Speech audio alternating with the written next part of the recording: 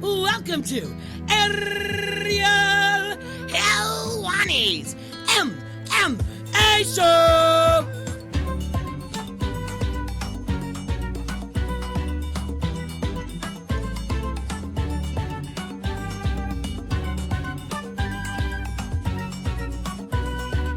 Back in your life on this Monday, April 6, 2020. Hello again, everyone. I'm Ariel, and that's DC. This is DC and Helwani, presented by Modelo, brewed for those with the fighting spirit. DC, my man. Aspacia. Modelo Aspacia. What's up, We baby? love Modelo. Good, baby. I'm doing really well. I'd like to address the elephant in the room right off the top. Today, you are wearing a hat, and I'm concerned. It's because we discussed that you wouldn't bring this up. You're awful. It's right there. You're It's right awful. there.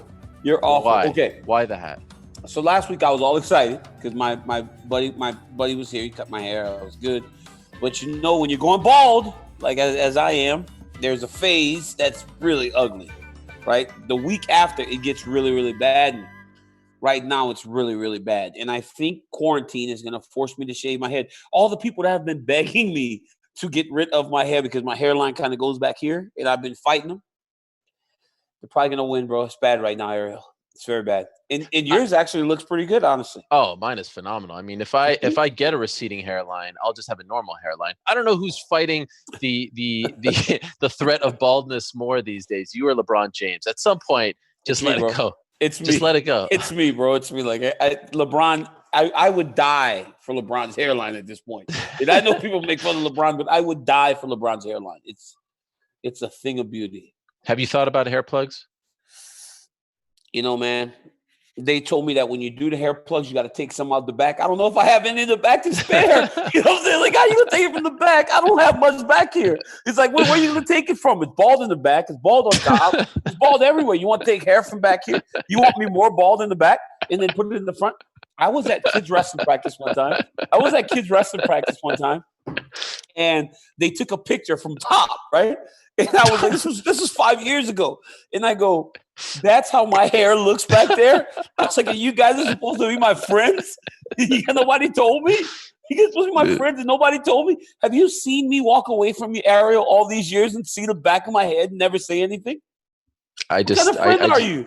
I figured you have people who are closer to you in life, perhaps your wife, your kids, who would let you know. Can we just see? I just want to know how bad it is. Can we see? Man, forget that. Okay. No, forget that. You'll never see it, actually. All right, fair enough. Right, okay, man, we have a lot to discuss, DC. We have a lot to discuss today. First of all, But not much time. No, I mean, it's a very tight ship that they run here. For some reason, they tell us an hour, like anyone has anywhere else to go these days, right? Like, what are we doing? No, it's like a hard 4 hours. Hey, from the top, we'll be at 59 minutes and 30 seconds. You start getting calls from Bristol. You guys got to, everybody, you got 1 hour. You got 1 hour. Don't go crazy. Corporate Jake, he runs a tight ship. He runs a tight ship. 249 talk. We got Jon Jones talk. We've got WrestleMania talk, which I'm very excited about. It all wrapped up. But let's start with the new news first. Wait, can we fast? I want to fast. No. UFC 249. Then let's fast forward to WrestleMania because this is what needs to be discussed.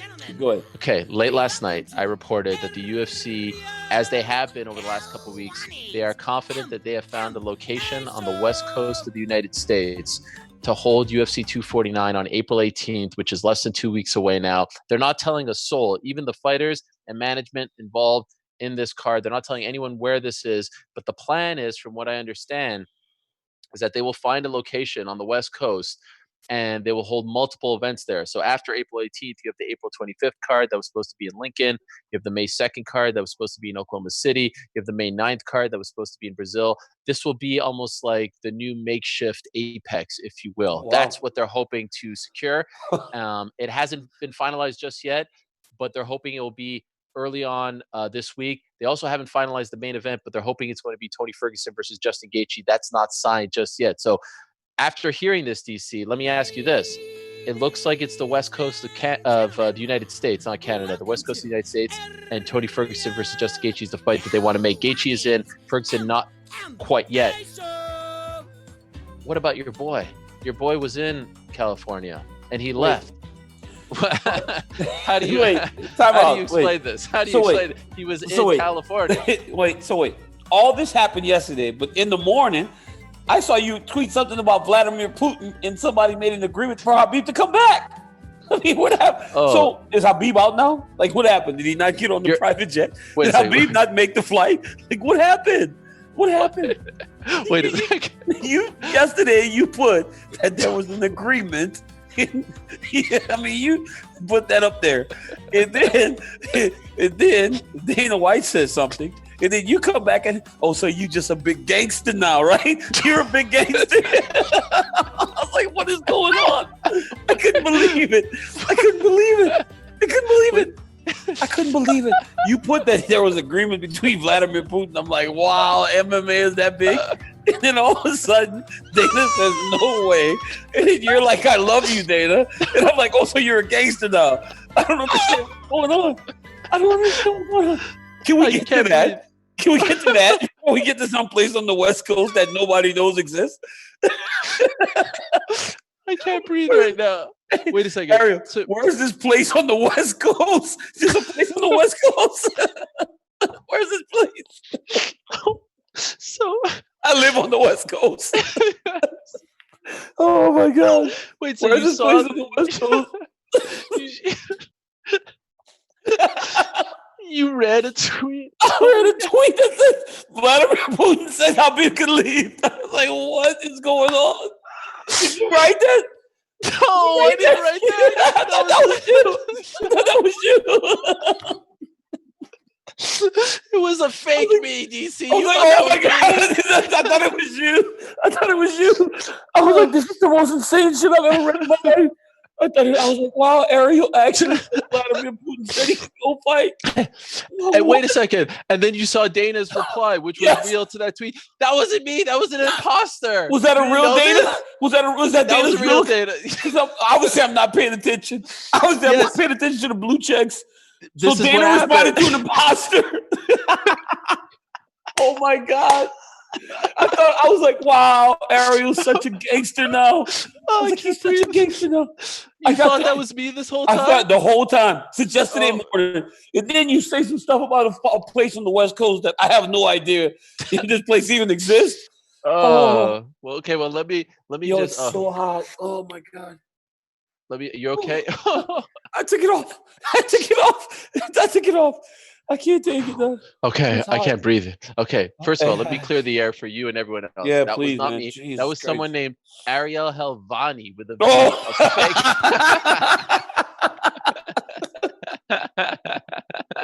But he got like 20,000 likes. It was insane. Oh my God. Ariel Helwani. So that's not happening. Dana did reply, unfortunately, but he did give us some information. Where are you going? You're leaving? What's happening? I just got to open the door. It's hot, bro. Seriously, it's like really hot. It got really hot up in here. So okay, there is no Putin deal. There is no private. Look how much I'm sweating, bro. Look how much I'm I'm God! Hey, your hair looks nice. It's not that bad. It looks great. So yeah. So what I reported is true. The tweet is not true. You really thought that was me, and you didn't reach out to me and be like, "Yo, what's the deal with this?" Usually you do that. I just kind of thought like, wow, I guess the fight's happening. and then you thought that I wrote "I love you" to him, just like that. I was like, oh, so you're a gangster now, right? Oh, big gangster. So all this stuff that you've been talking about, like Black Power this, and tough guy this, like, wow, you just gonna go at Dana White like that now?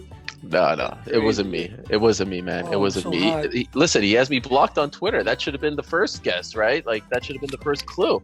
It wasn't me, bro. I didn't know. Yeah. That is in any hilarious. event. Oh my gosh, that is hilarious. Good. Okay, I needed that. Get back I to needed this. that. Yes, so can we please get back to this place on the West Coast?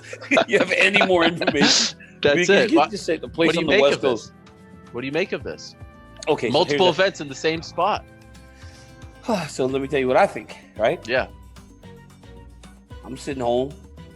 I'm not making any money. I mean, if it's on the West Coast and it's close, I'll drive there and call some fights. And if it's every single week, I'm going to make some good money over the next month or whatever it is. But, I'd go call some fights if it's close. I mean, why not? Yeah. Give me something to do. Just go in there, do my thing. Don't touch nobody. Get to my seat and just do my thing. That's not bad. Yeah, they're talking to tribal lands, so they don't have to adhere to the state athletic commissions, right? So the California state or one of these places doesn't have to regulate it. So let me ask you this: Okay. if you do it at like an Indian casino, tribal casino, whatever it's called, on Native American land, are you safe from the stay-at-home state legislation, and are you okay in that? Or federal? Like, is everything all like? Are you, just because you're on that land? Is this land on this land? Are you allowed to not follow the other rules? Because I mean, California has been getting applauded for how they've attacked the coronavirus. You know, they've stay at home and our talking to one of my friends yesterday, his girlfriend, Sean Bunch, she works in the medical field. And they told her, if people continue to do as good as we've done in California to this point, we may not get that massive jump like New York had. So, I mean, sounds like the state was doing a good job. So it sounds, if it's on the West Coast in California, that'd be crazy. Yeah, it would be. But yes, to answer your question, they don't have to go by those laws. I mean, they can if they want to, but they can also just kind of be the master of their domain, so to speak. So it's fascinating. I mean, no one else. PGA just announced that the Masters is going to happen in November now. It typically happens around now, April, this past weekend. So they are hell-bent on putting this on. But for the fans at home, they don't care where this is happening. They just want it to happen. We want to watch a fight. It's Tony and Justin, not Tony and Habib. Do you think if they actually keep it in California, Habib will regret leaving? Oh, what? I mean, he would be so disappointed, right? But again, we talked about this last week, right? Like, he did what he was told to do, right? It's not like he just left, or like I get this a lot, right? Like I when I put up something talk about Habib, or we talk about it, I see a lot of people say to me, DC, your boy ran away. You're trying to protect him. But he wouldn't run away, right? He was told to go to Abu Dhabi. If you told me, right, and I got the amount of money that he's getting, I get to fight my belt, that there's a pandemic and we don't know how long it's going to last, but you're going to make some money, an absurd amount of money, and then go into hiding or wherever you're going to go for Ramadan through this thing, I'd go make my money, right? I'd go fight. You tell me go to Abu Dhabi to fight, I'll go to Abu Dhabi to fight. You tell me it's in the U.S., you're going to go fight, right? Especially when you put all this training in. So he was told to go there. He went there. Now he can't get back. But I mean, I think, and this is me, I think if it's Justin and Tony, that's another fight that we wanted to see. It's going to be a great fight. And, hats off to the UFC for finding a main event, a pay-per-view, main event worthy, a fight worthy of main event and a pay-per-view. And I believe that it's going to be great. But to me, it sounds like you're saying that it's back to business, right? If this thing works, now you're back to business, because if there's 4 weekends in a row where there's fights, UFC is now just back in business. It's crazy. Yeah, it's going to be wild to see how they pull it off, to have everything there, like almost open up a makeshift headquarters, and the way they actually get people in and out. But can I just say this? Because I spoke to Tony Ferguson last week, and he said that Habib should be stripped. I don't think Habib should be stripped. I think that's a crazy notion. In this time, everyone's decision should be respected. If Habib felt like being at home as a dad, as a husband, as a son is what he needed to do at this time, he should not only be respected for that, he should be applauded for that. This is the time to be selfish for your family. So all of us and our opinions don't matter. And I really think that he doesn't deserve like the hate that he's getting and all this stuff. But can I just say this as an innocent bystander? From a PR perspective, he botched this. He totally botched it. All he had to do was come out and say, like, I went home, they told me to go home, and now I'm going to stay with my family because I feel more comfortable. Last Monday comes out and says, I went to Abu Dhabi, I couldn't get in, now I'm home and I can't get out, right? Then on Wednesday, he's like, hey, I'm not the coronavirus. Don't get mad at me. I'm staying home because I have to stay home. And then that was it. And then on Thursday, after the Ferguson interview, he comes out and goes, just send me location. Just tell me where to go. Well, stop looking at the hate. Stop reacting to everyone. You keep changing the message. But here's the deal, though, right? He never said he wouldn't fight. He said initially, I went to do what was told. I was going there to fight. Then I got stuck in Russia. I can't leave. They're saying I can't leave. People started saying there's a way for him to go fight. He's saying, send me where to go and I'll go fight. Right? So it's like, I understand you say it was botched in terms of PR, but was it? I think really that you saw a person, right, dealing with something that bothered him, right? Habib doesn't want it. People saying he's running or he's afraid of Tony. You got as much transparency from a fighter as you will get from anybody, because you're essentially going through his thoughts with him, but he's just making them public. All the things that he would have probably said to Islam, his dad, everybody, like, tell me where to fight and I'll go. He's saying it. If he's like, well, I'm stuck here, like I can't go back. He's just saying it, right? So he's just essentially being open and honest with everybody. Like, he was very clear that he went there. He didn't have to tell that story. Telling that story that they told him he could go to Abu Dhabi and fight, and then it backfired, that could make the UFC look bad, right? Because they gave him bad information. He left California on them telling him to go there. And it was like, so he's telling you things that he could have held close to the chest because he doesn't want. Habib has a great relationship with the UFC. So it's like he was just at every step, he was just open and honest, and maybe he shouldn't have been. But people always talk about fighters don't want to be open with him. He was open.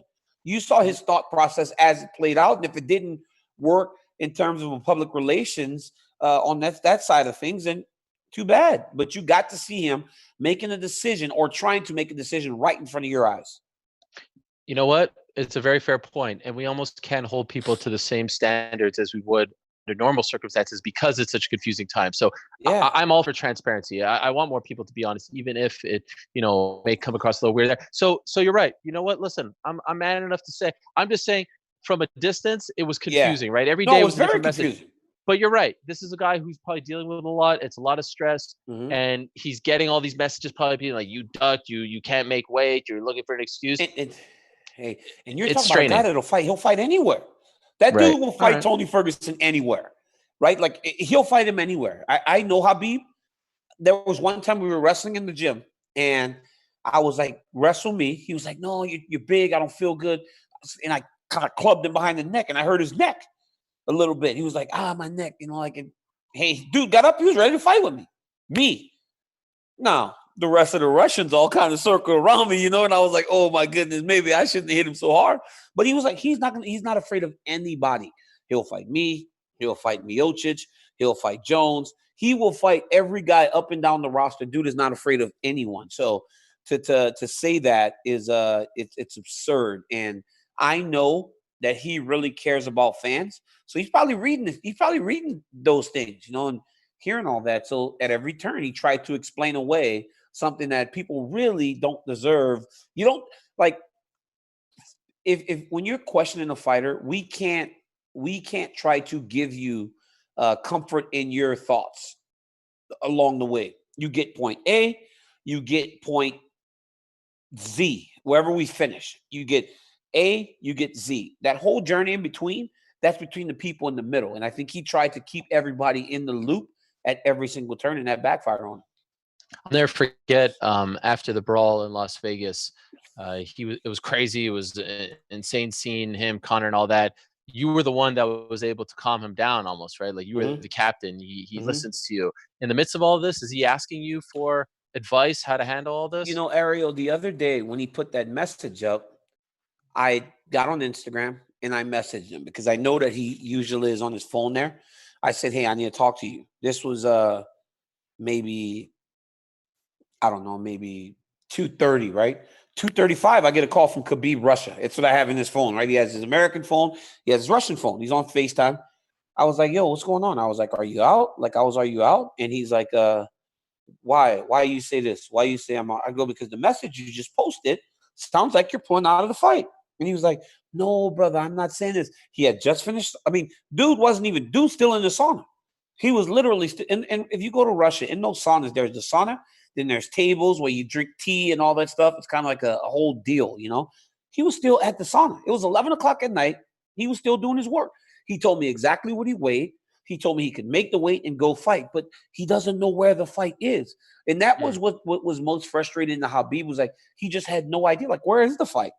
Everybody's talking about a fight, but like, where is the fight? And that was pretty much it. But we spoke for, 30, 45 minutes. And he, he just was like, no, brother, I'm not out of the fight.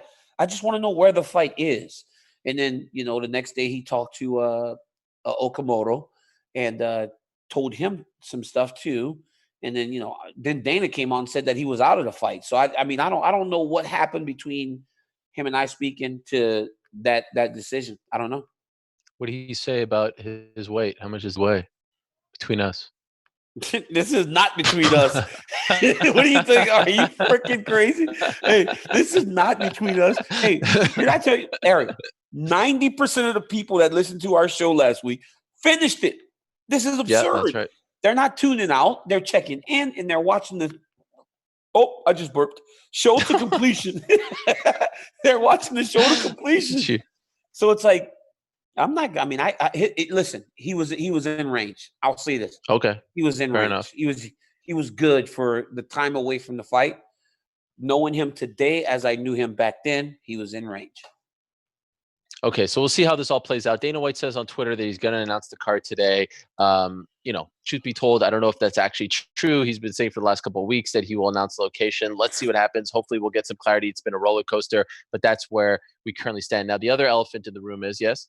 We know one fight, Francis and Jarzinho. Well, we know Francis and Jarzinho, right? The other fight. I was going to ask you about the other fight that I think we're close to finalizing. Iwan against DC. Me? Calling you out. He called you out. Yeah, I know he did. What is wrong with Iwan? Huh? Hey, what is wrong with Iwan? What is wrong with him? Dude is tripping, man. He didn't like that you left him off the plane, even though last week you put him back on. I put him back on. I'm trying to be fair. I'm trying to be fair to Iwan, right? Hey, Iwan, look, listen. He had the picture of you two. Yeah, I know. That was when I was at 205 too. I kind of looking back, I look pretty good. Somebody called me fat back then. I'm like, I'm fat now. I wasn't fat back then. I was like, okay, maybe I'll go down to 205 and fight Iwan. And that lasted for about a minute and a half. And I was like, you know what? Maybe I won't go down to 205 and fight Iwan. But nah, listen, man. He needs to understand that I had a decision to make. Am I going to Moldova or not? I'm not going to Moldova. That was it. I had a decision to make, made a decision. But then when I realized that he was much more accessible, I put it back on. That's it. Yeah. He needs to understand that. And I'll tell you right now, I'm not fighting you. Point blank. Not fighting. All right. So, well, there you go. But he will get to fight. Yeah, I think he's got a shot. He's in Las Vegas. So, Iwan, don't you put my picture up on your Twitter anymore. See that? Iwan, don't you ever put my picture up on your Twitter again. Yes. I wonder what this card is going to look like. I don't know if Masvidal and Usman, all those fights that you laid out, I don't think any of those are happening, to be honest. Maybe the main event. I spoke to Usman yesterday. Oh, what did he tell you? He looked like he was learning to play Call of Duty. I mean, it was Sunday, so maybe he's just going to go back to training today. I don't know. I talked to Usman yesterday. Dude was just kicking back. I mean, I got all the plugs now. It's like I started this show and I'm you now. The nose. My nose big enough? Is my shit growing? Is my nose big enough? No. But you do seem to have a knack for finding the story. Any other nuggets? Can I call them nuggets? Can I call them nuggets? You want nuggets? Let's see. Oh, I know. What if I know the whole fight card? You know it? What if I just know the whole fight card? I wouldn't think that's a crazy thing. I feel like they tell you. I feel like they run things by you. You're the prodigal son. They love you. I ain't telling you. I ain't telling you. I'll tell you that much. One fight? I don't know the fights, actually. So what do you know? You just said you know the fight card. You're the mole, Daniel. You're the mole. Everyone will find out. I don't know. I don't know the fight card. Yeah, sure. What I want to know is where is this place, though? Where's this place on the West Coast? That's what I want. I can't wait to find that out. Gilroy, California. Here we come. The garlic capital of the world. They'll be fighting in the high school gym. Maybe I'll get the principal to open the gym up. It's probably going to look something like that, to be honest. I mean, it's going to be it'll be in a venue, and I suspect on a travel line. You okay there? What's happening? You having hot flashes? Yeah, it's just hot, bro. I put on this T-shirt today. Like all week, like we're doing these videos. I'm just dressed in my pajamas. I get out of bed, I roll out of the bed, I sit down, and I do these things in my pajamas, and they're just everywhere. So today I put on a shirt. It's not a nice shirt, but it's a nicer shirt. Unfortunately, my wife never turned off the heater, so it's crazy hot in my house right now. I'm still wearing sweats though. It's like business up top, party on the bottom. I'm still in my pajamas on the bottom. When I did my interview with Tony Ferguson on SportsCenter, I was wearing full suit on top, sweatpants on the bottom. It's amazing. I love it. Have you left your house yet? Yeah, I left my house Sunday. I took my kids we went to my old house to grab my niece's her bike. We grabbed my niece's bike, and then because she's been here with us, and the kids wanted to grab a couple of their older toys that they had, so we just went there. That was it. That's the first. My wife has not left the house. It's 21 or 28 days, Selena. She's almost 4 weeks not out of the house, bro. Respect. I don't know how she's doing it. Last time I left my house was March 11th. So you guys are the bar. Like you guys are the bar for social distancing and the stay at home. You guys, you should be applauded. You and Selena Cormier should be applauded for staying at home. You guys are doing great. Listen, we're trying to practice what we preach. I want to ask you about something before we move along to other stuff. I did have a conversation last week, and I'm actually kind of surprised he spoke to me, if I'm being honest, with your good friend Stipe Miocic. This guy doesn't like you, DC. I mean, holy smokes, do things get awkward when I ask him about you? Did you see this interview? Nope. He does not entertain. He won't even entertain a question about the next fight and you. I'm not talking about any of that. I'm not worried about any of that. Like, it gets really awkward whenever you ask him about the eye. I can understand that. The next fight and you. Doesn't want to entertain any of it. I think right now he's being a fireman, which is what's way more important. That's way more important right now. That's what he should be worried about. But he doesn't want to fight me. Maybe he doesn't want to talk about it, but I mean, I bashed him upside his head for a good 20 minutes. You know what I'm saying? So like, I wouldn't want to fight me either. Like, what if you can't punch me in the stomach next time? Then what is he going to do? So it would be very difficult to think about fighting us fighting again whenever, he understands that if I'm healthy and when I'm healthy and, I correct this little bit of a problem I got here, he's going to have a lot of trouble. But do you think it's weird? Like, it's the fight business? He's doing the right thing, worrying about the virus. I get it. He's a service worker. That's his job in this time, and I applaud that. But when it's time to get back to the fight business, you got to play the fight game, and he doesn't necessarily play the fight game, and that's why for someone so talented, right, and such a phenomenal fighter, he just has not made that connection with the world for people to tune in yet. And it's because he won't play the fight game. Sometimes you got to play the game, and he isn't willing to do it. Because this is a grand opportunity, right? This is the opportunity for him to take a guy, me, that he beat last time, that I beat him before. We're in this great trilogy, right? Like one of the best trilogies in heavyweight history. This is the one to play the game. This is why you play the game. And if he ain't willing to play the game in this one, I don't know what or when he's ever going to be willing to play the game. And at the end of the day, he'll walk away from this thing, and you'll have a lot less zeros in your bank account because you didn't make people care. So ultimately, he's only hurting himself. Is it frustrating for you? I know you said you didn't watch the one last week. Quite frankly, I don't believe you, because what the hell else were you doing? But anyway, is it frustrating? Games. Yeah.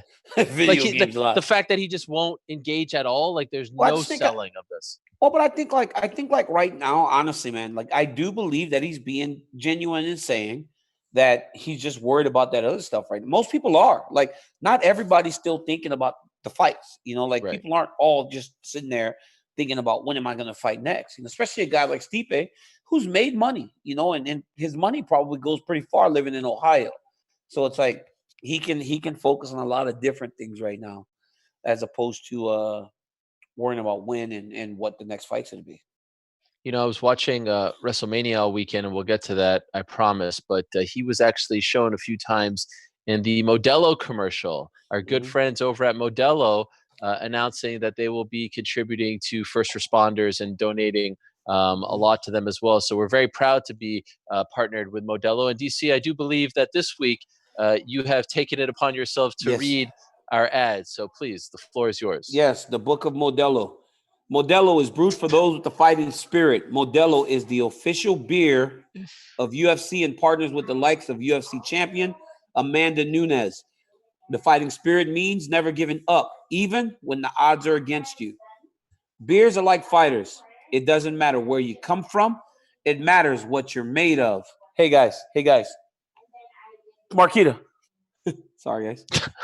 For those who don't know already, Modelo is a crisp Pilsner-style lager that set the standard for authentic Mexican beer. It's been the gold standard since 1925. Modelo uses premium hops to give the golden lager its crisp taste. So next time you're tuning into the UFC, make sure you got the beer that always in your corner. Modelo. Brewed for those with a fighting spirit. Drink responsibly. Beer imported by Crown Imports, Chicago, Illinois. Wow. You like that? Baby? You like that, baby? I can. Yeah. How about my daughter just coming in right in the middle of the Modelo read? Like, you could have came for there was 20 minutes before. We're not paying bills. Espacial. DC texted me in the middle of WrestleMania this weekend a picture of him holding a Modelo. He's all in. It's my favorite beer. I love it. Legit. You know, man. At first, I would drink Bud Light all the time, and then I just realized like I was drinking it and not starting to feel fuzzy. So I said, let me try Modelo, and it's very light. It's crisp. It's very crisp. It tastes great, and it actually makes me feel pretty like good. You know, you don't drink beer just to drink beer. You know, no. So it makes me feel you pretty want good. refreshing Christmas. You want refreshing feel Christmas, but you want to kind of feel like if you drink too many of them, you're gonna fall asleep in the middle of the day. You know, and I'm in this group message with my friends Jamil, Kelly, Coleman, Scott, Chris Pendleton, Zach Esposito. In 12 o'clock every day, Mays featuring Frankie Beverly. I put on Golden Time of Day, and I send it to them with me holding my beer, seeing if they're doing the same thing. Because what else are we doing? What else are we doing at 12 o'clock every day of the week? So, yeah, it's fun, man. It's a fun group to be a part of. Thank you very much to Modelo. We appreciate them greatly, and we want you guys to support them as well because they support us. Now, moving along, DC, we found out that your old friend Jon Jones agreed to a plea agreement with the Albuquerque State Department, and this is he pleaded guilty to DWI, second offense, last Tuesday. He will not face any jail time if he follows the terms of the plea agreement. According to a spokesperson for the Bernalillo County, New Mexico District Attorney, he will be good to go. No jail time whatsoever. He was arrested on 4 charges 2 Thursdays ago in Albuquerque. Per the agreement, DC, Jones must serve 96 consecutive hours in a county community custody program similar to house arrest. In addition, Jones must complete 48 hours of community service, pay a $500 fine, and take part in a 90-day outpatient treatment program. Jones will be on supervised probation for 1 year, and an interlock ignition will be placed on any vehicle he operates, meaning he won't be able to start his vehicle without using a device to test blood alcohol level. He'll be able to use marijuana with a medical card. So, what do you make of the agreement here? Do you think that this punishment fit the crime? You know, in standalone, the crime wasn't that bad, I guess. You know, like, but with the history, it's different. But I mean, house arrest, we're all on house arrest. Everyone else is on house arrest right now. Ariel, we're all on house arrest. You know, we're on house arrest, and but you know, putting that thing on his car so that he can't drive drunk will help. I kind of wish that, you know, let's see who the supervisor of probation is. You know, if it's like an actual like cop or something, yeah, that'll really help him. I just think that he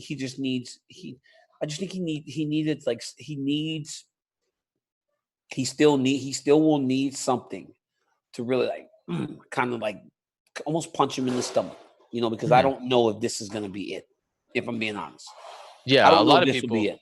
I just A don't lot of know if people this said will the be same it. thing that you said. Yeah. Everyone's on house arrest. So where's the punishment? Yeah, I just don't know if this is going to be it. I think that What's going on back there? Yeah, man, I just asked for like 1 hour. Hey, Zori, Uncle's working. Could you take that upstairs? I mean, we do 1 hour a week. That's all. I know, right? Like 1 hour. Last week you were in an office. It was great. You told me, the office is down. Yeah, but my kids, the office is now the classroom, and my kids' education is much more important than our radio show. I know in your world. Well, I mean, it where's sounds Oliver? like they're not in. Hey, where's Oliver? Where's Oliver doing his classwork at? Where's Oliver doing his classwork? Downstairs. Oh wow! Nice So you have your own studio up there. Yeah, Big old house. No, but like I said, I don't know if that's gonna be enough, and I think that, and this is not me hoping that he would get sent to jail.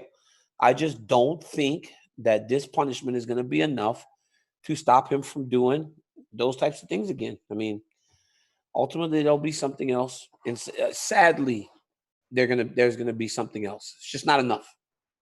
Pretty amazing that it happened so quickly, right? Because we so were told fast. We were told it was a hearing April 8th, and then we got this.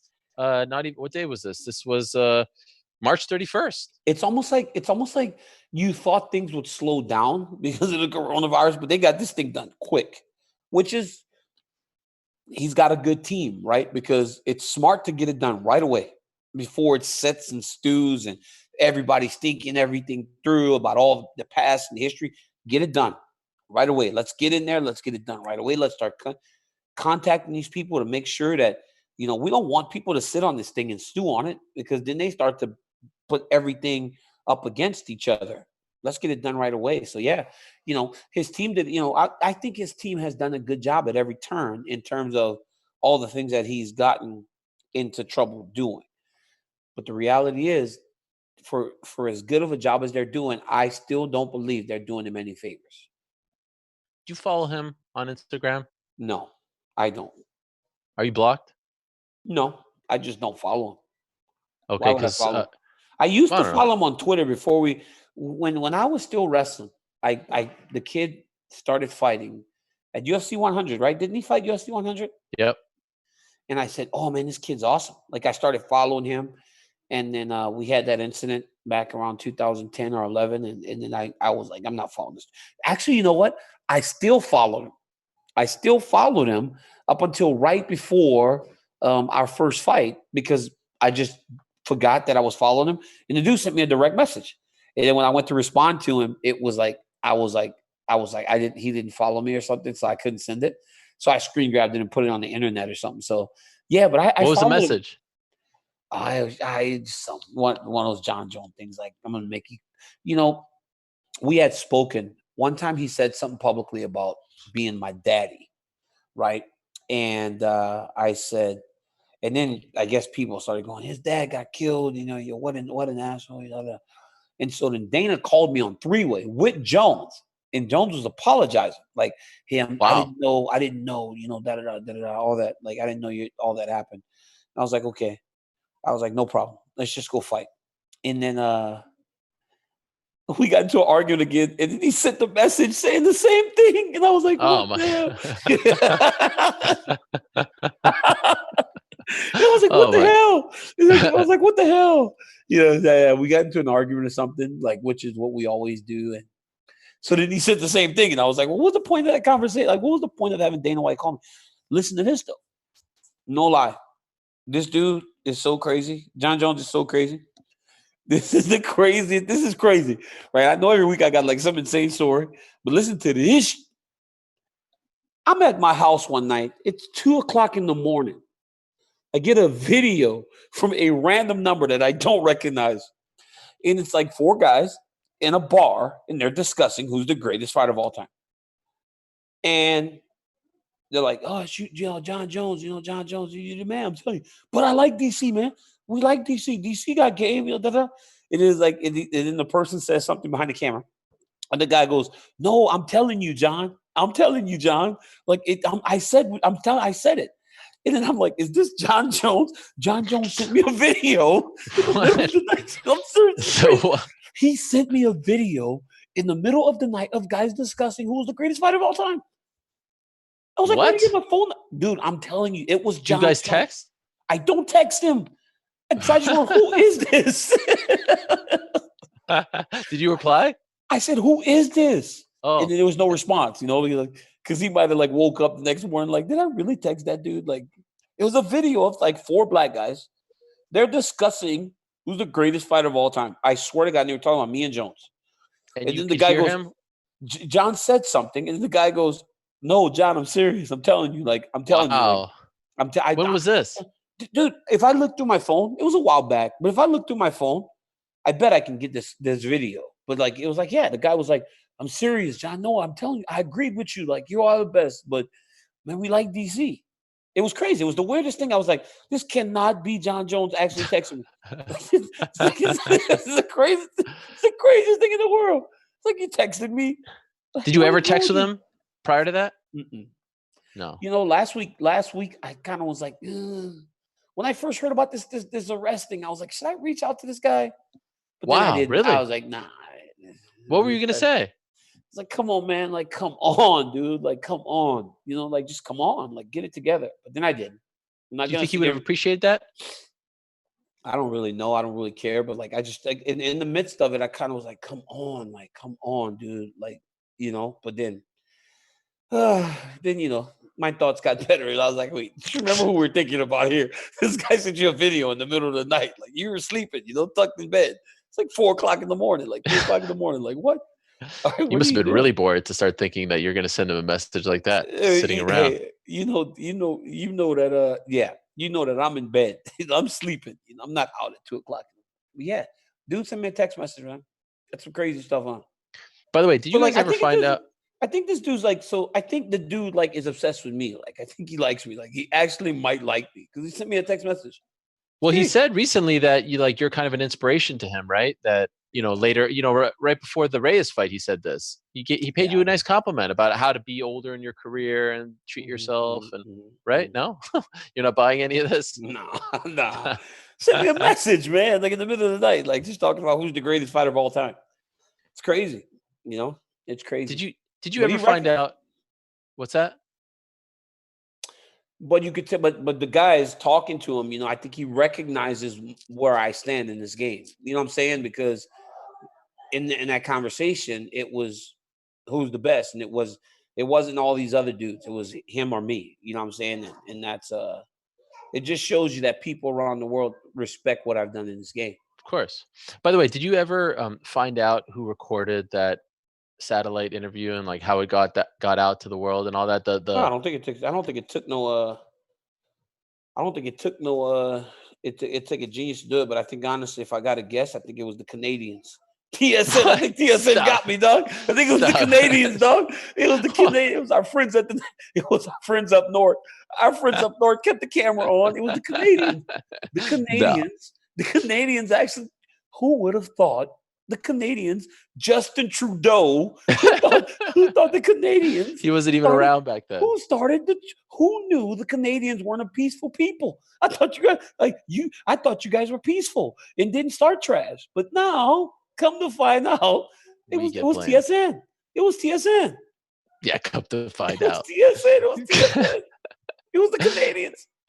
The New York Times over the weekend had an op-ed column where they said Canada is, what is it? What did they say? The moral compass of the world or something like that. I mean, it was the ultimate compliment. It was now I'm chipping away at that thought because the Canadians let that video out, turn me into a villain.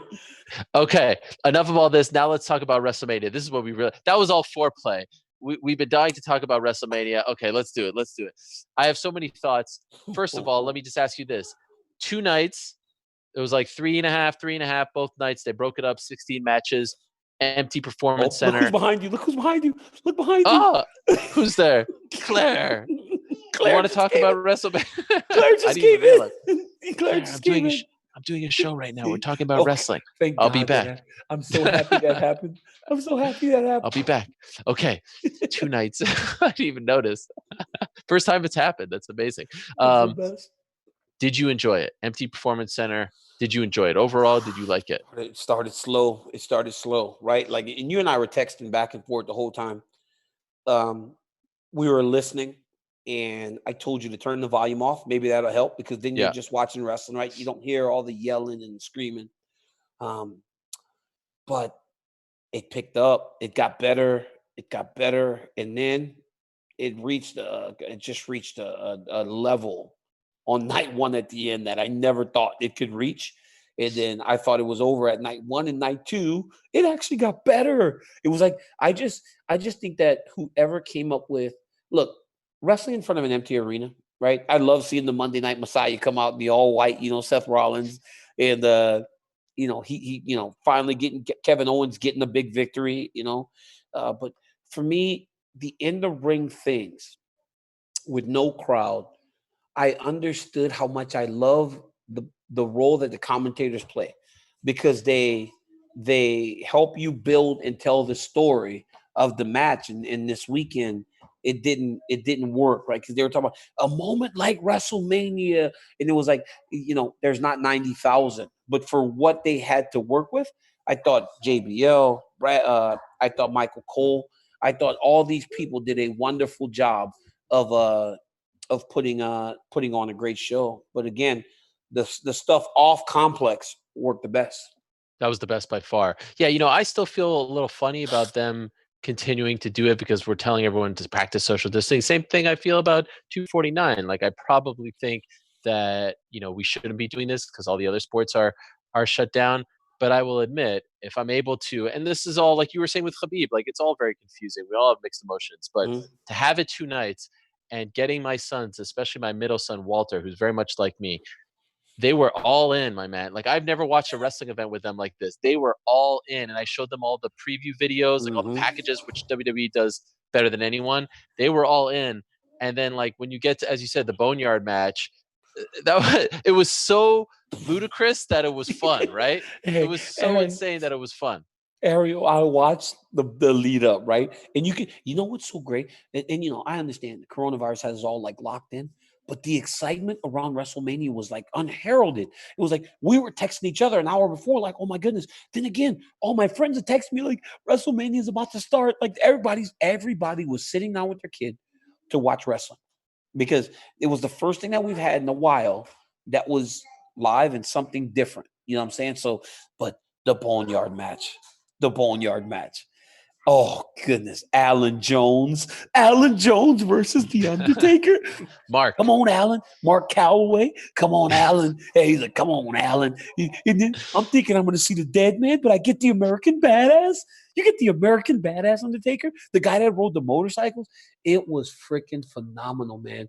And then the whole time I'm like expecting Kane to come and help him whenever the OC was there.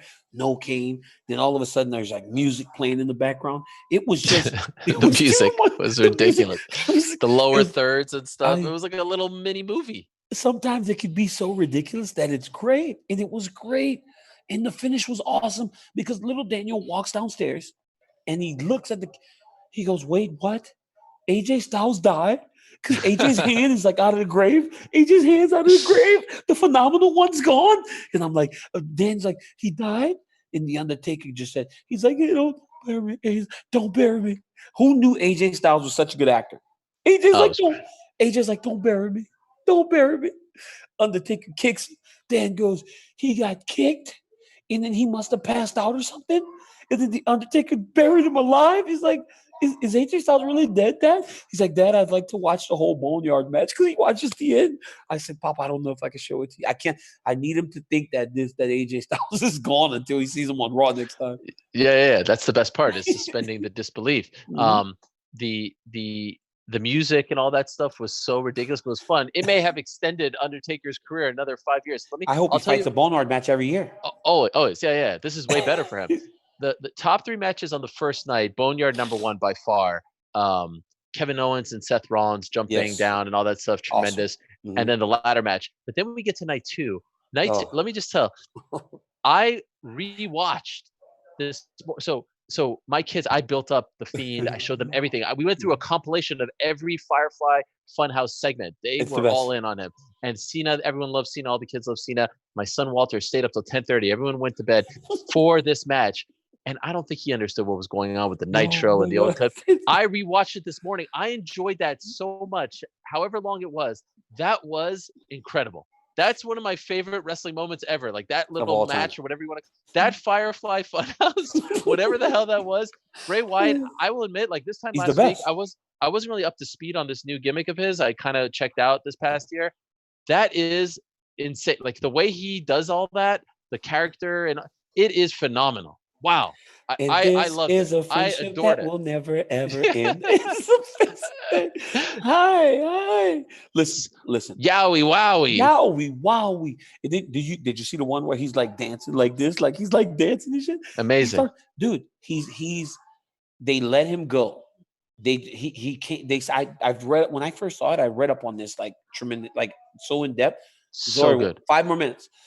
So in depth, and they let him go.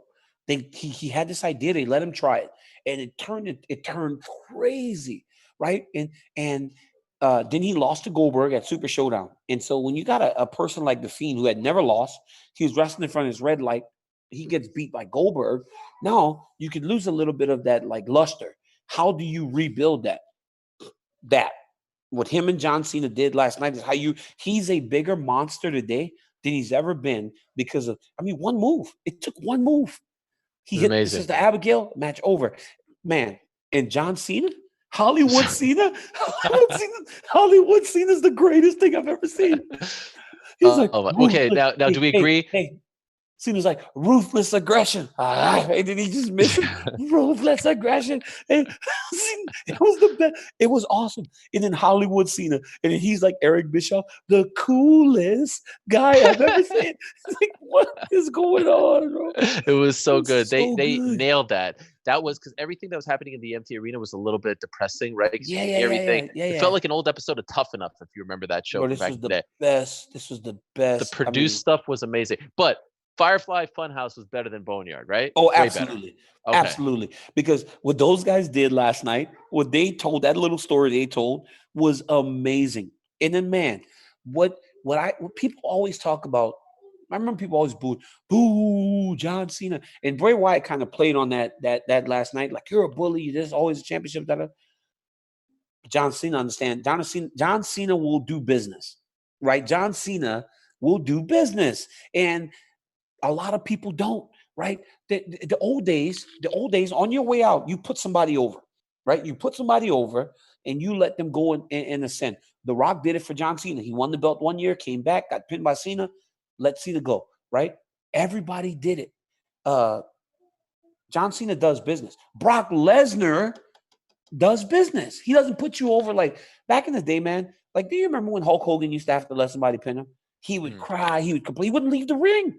He wouldn't leave the ring. He's when the Undertaker, like when he lost to the Ultimate Warrior, he's on the ground begging, please, that was two. Come on. Yeah. It's like, get out, dude, or lay down. Just lay there. Yeah, because Brock laid down the whole time. I actually just spoke to Drew, and he said that meant so much to him that he allowed him to celebrate. Yeah, Brock's the man, bro. Because Brock's the man, and Brock understands the business. If you're gonna put somebody, he put Drew McIntyre over, like him just laying in the ring like that. That makes Drew McIntyre look like it's a new level now.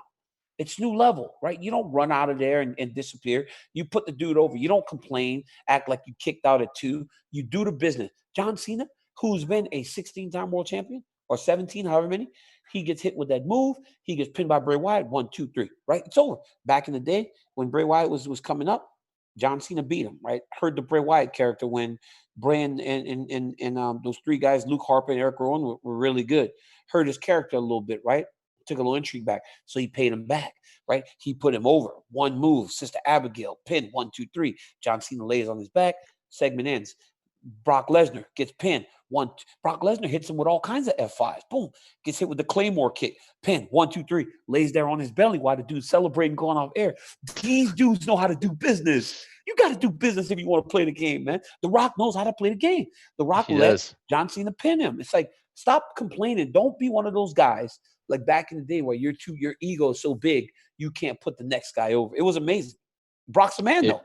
Brock's He is the man, right? Brock's the man. Yeah. And Mark Ramundi has a piece up on ESPN.com, which you were a part of. Yeah. Everyone's saying so, like he kind of has this personality of being this, this guy who's a little intimidating and not nice to play with others and all that stuff. And everyone spoke very glowingly of him. By the way, you did your picks. You had your picks out with Cain Velasquez. I was awful. You were.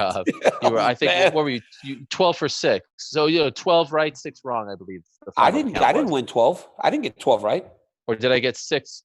What did I do? Right, 12 wrong, maybe. Oh, my bad. I picked. Wait, no, I'm seeing here 1, 2, 3, 4, 5, 6, 7, 8, 9, 10, 11, 12. You got 12 right. I got 12 right. Yeah. At Cesaro, one point, Liv Morgan, Drew McIntyre, Braun Strowman. So I won some matches that I didn't watch. I didn't watch Cesaro. I didn't watch Liv Morgan. I don't even know. You picked Bray Wyatt. You went against our fellow MMA fighter, Shayna Baszler, which Becky Lynch then used as some sort of trash talking item. I just kind of know, like the man, because the man is the best, right? The man ain't losing the belt right now. The man just got her brand new 18-wheeler. Why would she lose the belt already? She just got the 18-wheeler. The man just got the truck, so the man's gonna have the belt for a while. And then Kane goes, "You cheated. I think you cheated." I'm like, how would I cheat? If anybody's gonna cheat, you're gonna cheat. You're the guy that works for the company. Yeah. After night 1, Kane's like 7-1. I'm like, you cheated. He's like, no, I didn't cheat. I was like, you cheated, dude. You knew something that I didn't. Before it's all said and done, if you don't have a WrestleMania moment, will life not feel like it was, fully fulfilled? I need my WrestleMania moment, man, but I need my WrestleMania moment in front of 70,000 though. I need my moment in front of 70,000, man. Just that's what I'm hoping. I'm hoping Kane, right? I'm hoping Kane can become such a star in this that I can do a run-in or something. I need my moment. Triple H, Vince, I need my moment. I need my moment, fellas. Let me have it with Kane, please. Let me have it. And also, what would be the perfect angle? Also, man, hey, wait, one more thing. Also, let Kane do his lucha moves, man. Let him do his lucha moves. Like, come on. Let him do his lucha moves. He's good at it. Let Kane do his lucha moves. People love seeing a big guy like that do all those lucha moves. Let him do it. And he'll still beat botched it. They botched it with him. Yeah, like we all know he can fight, right? And if when he's doing his lucha, if it becomes like a knockdown drag out, we know Cain Velasquez can beat anybody in the WWE. You can always sell that. But you can also sell a guy that can move like that and do all those lucha moves. Let Kane do his lucha moves, man, next time he's out there. But the perfect angle for me would be I help Kane win a belt, but not any belt.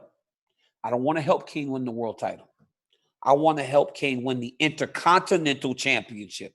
What? I want to help. Yes, listen, you have to understand now. See, this is the thing that you don't get, man. I'm wasting my time talking to a noob. You checked out. You've checked out. You don't understand the game. I'm back in. All right.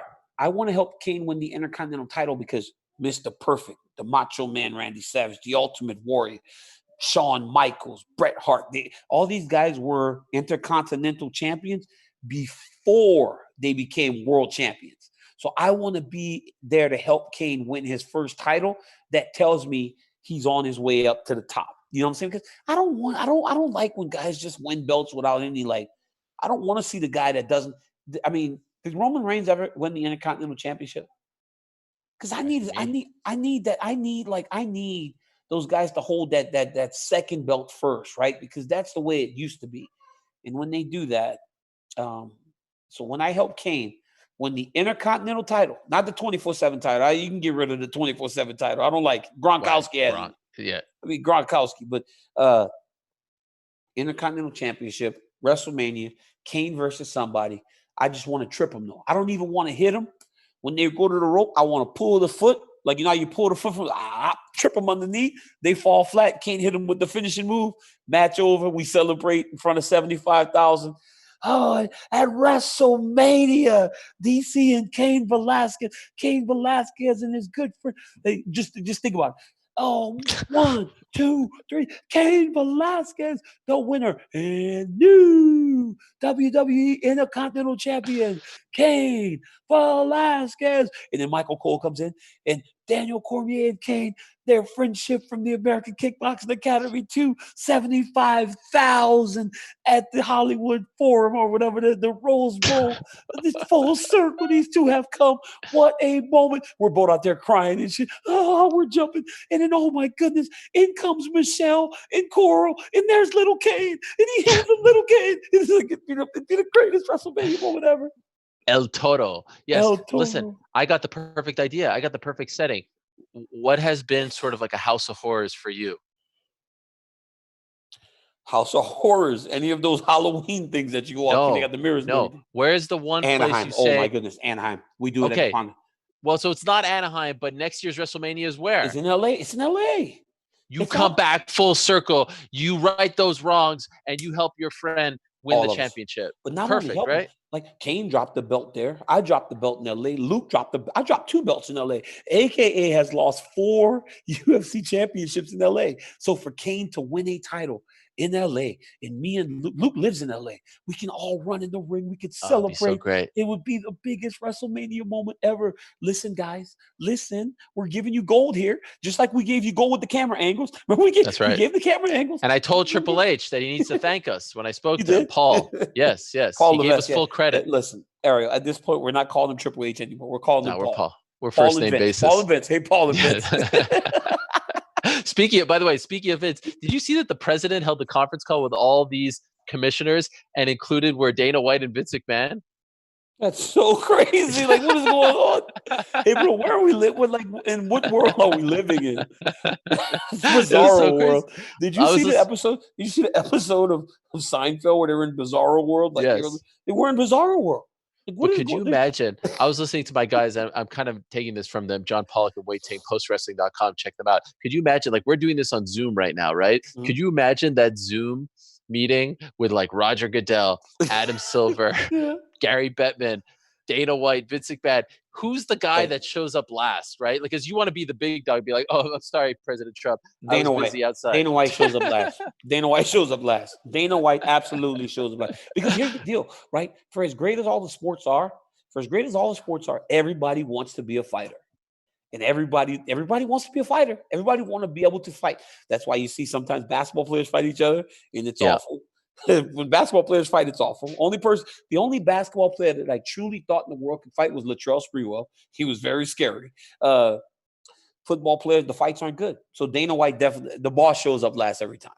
I would have loved to see that Zoom chat. Like, one guy couldn't care less. Like, Vince is probably like working out. He has it off to the side. Couldn't care less, right?